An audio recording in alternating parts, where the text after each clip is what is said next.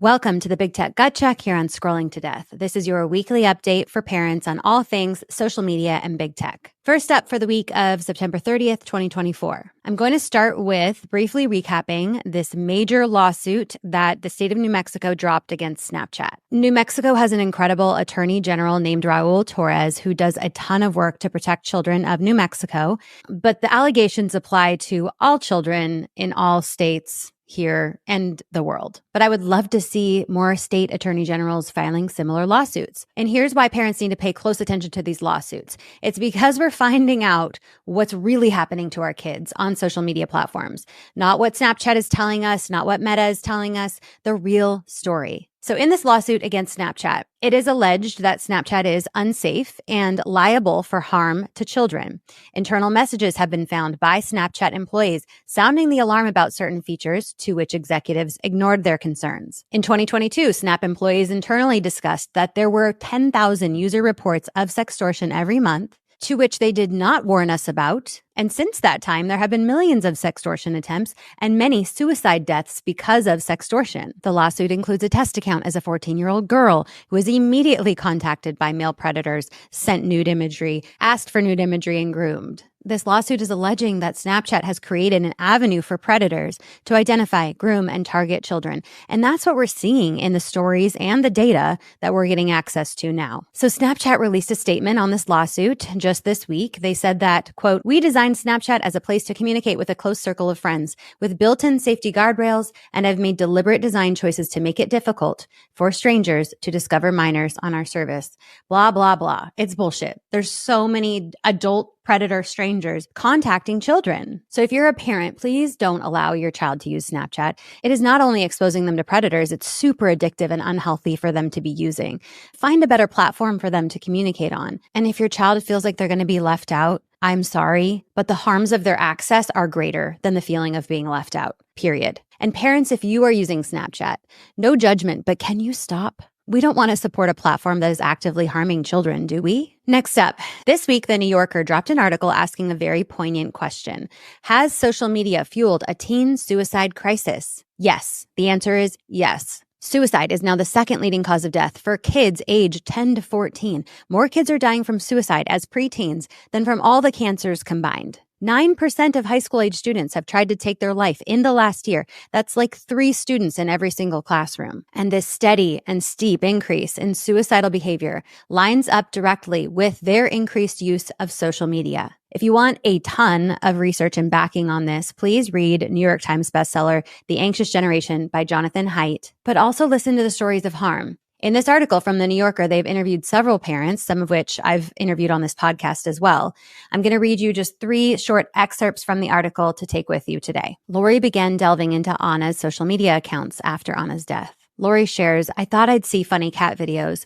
Instead, the feeds were full of material about suicide, self-harm, and eating disorders." Another parent named Chris said, quote, "You're not going to let your kid run around with a sharp knife. Then don't let your kid onto these sites until they're 18. I thought I was a good and responsible father. I checked around the house. I locked the doors every night, making everything nice and safe. I didn't understand that the lion was already inside the house." In 2017, an internal Meta document was released where they described us, users, as stressed, defeated, overwhelmed, anxious, nervous, stupid, silly, useless, and failures. And we also found out that 6% of U.S. teens who are suicidal attribute it directly to Instagram. I'm linking to this full New Yorker article in the episode notes, and I want to thank the survivor parents who are featured. I know it is so difficult to tell these stories, but you are truly saving lives. Let's talk briefly about warning labels. So in June, our U.S. Surgeon General, Dr. Vivek Murthy, officially stated, quote, "It is time to require a Surgeon General's warning label on social media platforms." He shared that social media is associated with significant mental health harms for adolescents. So to answer that call, a federal bill has been introduced by Senators Katie Britt of Alabama and John Fetterman of Pennsylvania. This is called the Stop the Scroll Act and would require there to be pop-up labels on social media warning of the potential risks. The user would then be pointed to a mental health resource. So do I think this would be helpful? Yes. A mom recently shared with me that after she lost her daughter to suicide after being inundated with suicide content on TikTok and Instagram, she said that if there was a warning label, she would have restricted her daughter's use more than she did. She thought that the content being served to her daughter was safe. But warning labels are only one small part of the overall solution.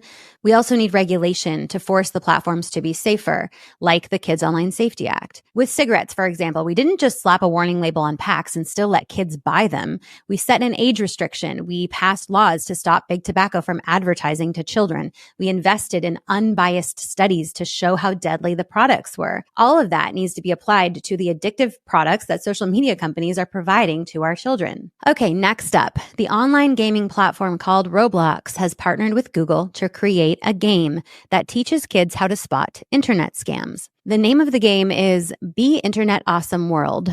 Okay. This brings kids to the magical world of Internauts, which is the home to a number of mini games that addresses various aspects of internet safety.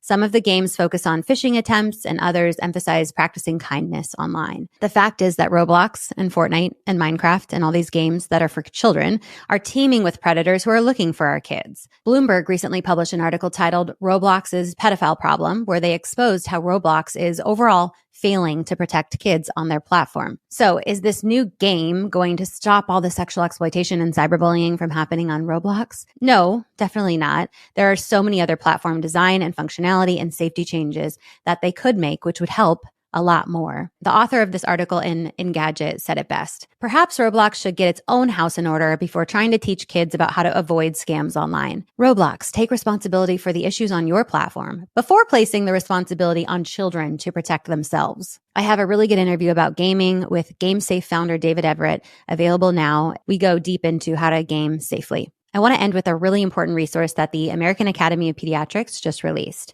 They published a glossary of digital media platforms. It gives parents detailed info and recommendations for social media and gaming platforms. They break down the privacy settings, screen time management, feed customization options, and parental controls. I get a lot of questions from parents like, how do I make this platform as safe as possible for my children?